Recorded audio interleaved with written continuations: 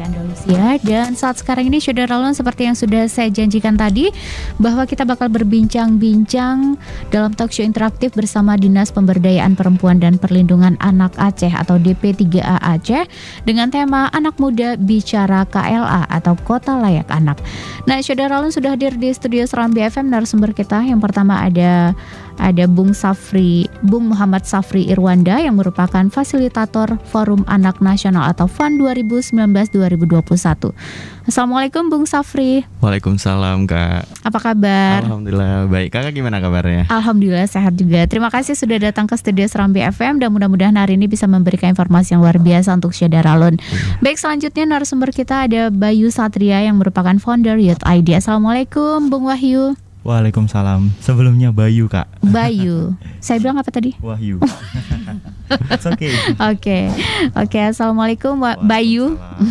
Iya, apa kabar? Alhamdulillah baik. Ya, sehat ya. Sehat. Dan mudah-mudahan hari ini juga bisa memberikan informasi yang luar biasa untuk Saudara Lon dan juga buat kita semua pastinya. Dan selanjutnya ada Diratul Uswah yang merupakan sekretariat Fatar atau Forum Anak Tanah Rencong. Assalamualaikum Dira. Waalaikumsalam Kak. Sehat ya? Alhamdulillah. Terima sehat. kasih sudah datang ke studio Serambi FM. Dan untuk Anda Saudara Lon yang ingin bergabung silakan di 0651637172 atau WhatsApp di 0811689020.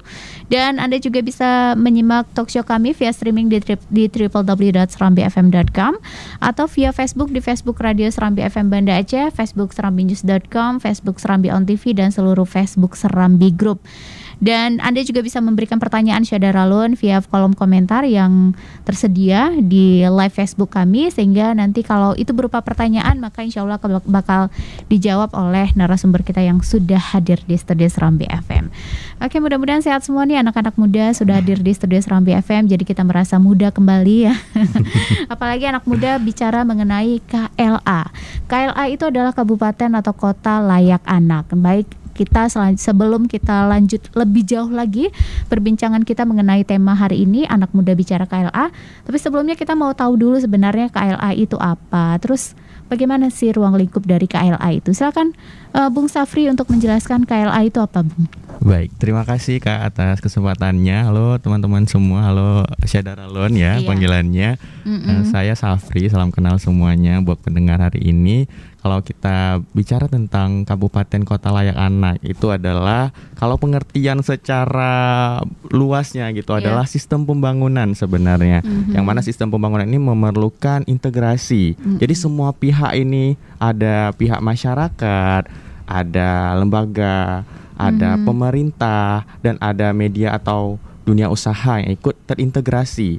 Terus setelah integrasi ada apa? Ada komitmen di dalamnya untuk membangun sistem pembangunan itu menuju pemenuhan hak anak. Jadi intinya itu kalau bicara tentang Kabupaten Kota Layak Anak adalah sistem pembangunan yang semua pihak ini terlibat untuk pemenuhan hak anak. Gitu untuk sekilasnya mengenai Kabupaten Kota Layak Anak.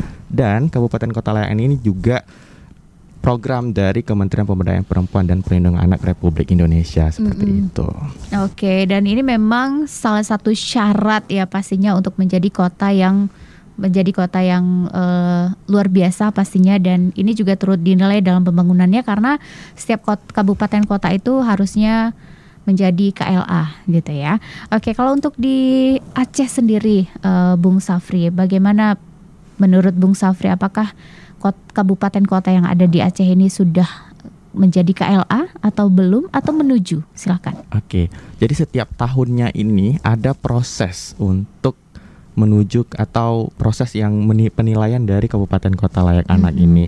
Jadi pada tahun 2019 itu kita juga mendapatkan prestasi. Alhamdulillah Kota Banda Aceh itu mendapatkan tingkat madya juga.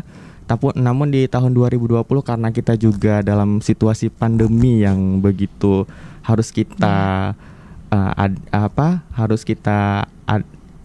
coba untuk kita sama-sama maksudnya dalam ada pandemi COVID-19 jadi tidak diadakan pada tahun kemarin. Benar. Tapi tahun ini kembali diadakan ya, pada tahun KLA ya. Iya, pada tahun 2021 setelah kita sama-sama tidak adanya proses KLA tadi, penilaian KLA, kita pada tahun 2021 ternyata juga mendapatkan penghargaan ini gitu.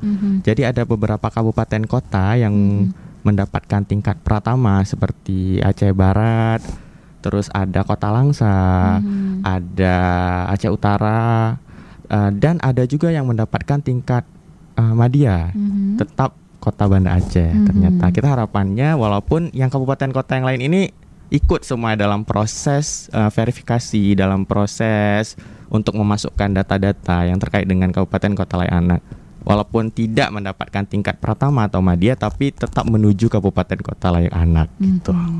Oke, saya ke Bung Bayu nih. Ya, Bung Bayu, kenapa sih anak muda itu perlu terlibat dalam kabupaten kota layak anak ini? Oke. Sebenarnya bicara masalah anak muda ini menarik sekali ya Kak ya, karena kalau aku sendiri mandangnya anak muda ini punya peran yang luar biasa. Pertama, kalau kita mau melihat dia dari segi jumlah sendiri, anak muda di Indonesia tuh cukup banyak. Jadi kalau kita lihat dari total populasi penduduk Indonesia yang hasil Susenas ya tahun lalu, sekitar dari 270 juta penduduk Indonesia, jumlah anak muda itu sekitar 53,8% dari total populasi. Itu kan jumlahnya cukup gede ya. Itu khusus untuk generasi millennials dan generasi Z aja. Jadi belum yang lain-lain, belum misalnya post Z, belum yang X kayak gitu. Nah, artinya dibandingkan yang lain, kekuatan anak muda ini luar biasa.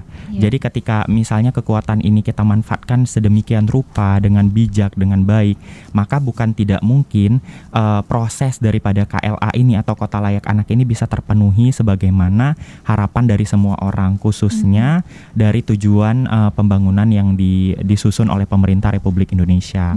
Nah, kalau kita melihat lagi ke Aceh, sebenarnya ini juga sangat menarik. Kalau kita lihat tadi di Indonesia jumlahnya gede, di Aceh juga gede. Nah, anak mudanya juga total populasinya gede. Nah, kita berangkat nih Kak ke bonus demografi. Nah, kalau kita lihat dari bonus demografi sendiri kan bakal puncaknya itu di 2030. Maka kalau misalnya kita melihat lagi secara lebih rinci, artinya dari satu dengan yang lain itu saling berkaitan. Nah, makanya ketika anak muda ini bisa mengambil peran yang luar biasa, kemudian dia diberikan tempat yang sepatutnya untuk dia mengembangkan kemudian potensi-potensinya dalam mendukung proses KLA ini, khususnya yang ada di Aceh, begitu Kak. Oke, luar biasa nih anak-anak muda berbicara. Jadi memang sebenarnya apa yang harus dilakukan anak muda pastinya ya, ini bakal kita bahas di talk show kali ini. Saya ke Dira dulu nih. Nah, Dira, apa nih yang bisa dilakukan anak muda dalam mendukung KLA? Oke Kak Tia. Iya. Jadi kalau misalnya bahas anak muda itu memang kayak Kak Bayu bilang tadi, rame banget anak muda khususnya di Aceh. Istilahnya karena kita rame, masa kita mau sih cuma diam-diam aja. Tentunya kita harus memberikan perubahan nih gitu. Jadi kalau anak muda itu bisa kita mengedukasi masyarakat. Mengedukasi masyarakat itu kalau dulu kita harus turun langsung kan. Nah, sekarang kita bisa melalui media sosial. Media sosial saat ini tuh emang didominasi oleh anak muda. Betul. Jadi gunakanlah gunakanlah semua itu secara bijak kayak gitu. Jadi jangan media sosial tuh digunakan untuk hal-hal yang tidak baik kayak gitu. Jadi dengan adanya media sosial itu bisa menjadi wadah kita untuk mengedukasi masyarakat mengenai KLA. Terus kita juga bisa, misalnya kan kalau sekarang banyak nih program-program pemerintah yang berkolaborasi dengan anak muda. Nah, di situ kita juga bisa untuk berpartisipasi nih untuk menjalankan KLA ini. Tentunya semoga nantinya seluruh kabupaten kota yang ada di Aceh khususnya bisa menjadi KLA kayak gitu Kak. Oke, jadi salah satunya adalah dengan menggunakan media sosial dengan bijak gitu ya. Selain itu apalagi nih yang bisa dilakukan anak muda dalam mendukung KLA, Dira? Kalau anak muda itu, kalau misalnya kami ya dari Sekretariat Forum Anaknya, itu kami juga membantu usia anak untuk mereka itu menyusun nih suara-suara atau aspirasi mereka gitu. Jadi anak-anak muda ini sebagai istilahnya itu jembatan untuk anak-anaknya ini bisa menyuarakan nih suara-suara mereka kayak gitu. Mungkin kan anak-anak terlihat belum mampu bagi-bagi beberapa orang nih. Jadi kami anak muda harus memberikan dorongan nih buat adik-adik untuk ayo dong maunya gimana nih biar kita bantu untuk pemerintah supaya tercapai nih suara-suara mereka kayak gitu Kak.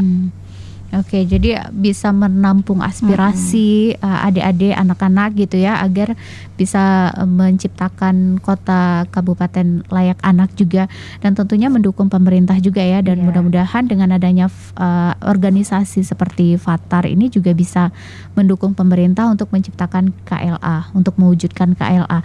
Baik, saya ke Bung Safri lagi nih. Siapa saja nih Bung Safri target utama dari KLA? Terus pihak mana saja yang seharusnya ikut terlibat dalam menyukseskan KLA ini?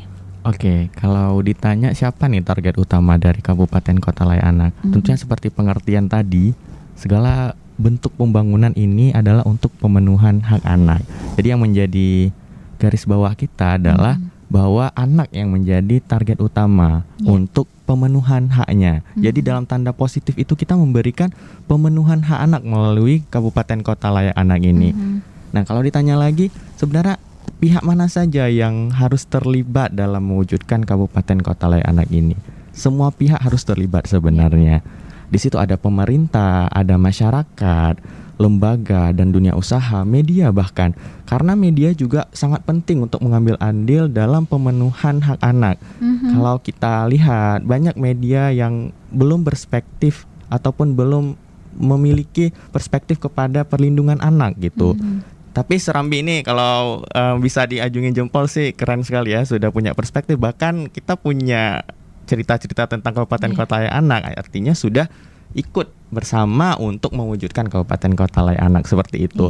Dan ada pihak-pihak lain juga yang ikut membersamai, bahkan sampai ke keluarga juga yang bagian dari masyarakat untuk mewujudkan Kabupaten Kota Layak Anak ini. Artinya seperti mendukung atau membersamai untuk jalannya pemerintah mewujudkan Kabupaten Kota Layak Anak. Seperti itu. Jadi memang semua pihak juga yang mendukung ya, media, lingkungan yang paling penting juga, karena kita melihat bahwa banyak anak-anak kasusnya di sini dari lingkungan yang tidak mendukung sehingga anak-anak itu bisa menjadi korban. Dan bagaimana caranya agar kita bisa menciptakan lingkungan yang baik juga untuk anak sebelum akhirnya kita mencapai Kabupaten Kota Layak Anak? Tentunya Saudara Lon, kita bakal kembali lagi dalam talk show bersama DP3A Aceh. Untuk itu Saudara Lon tetap bersama kami di 90,2 Serambi FM Laguna Pritana.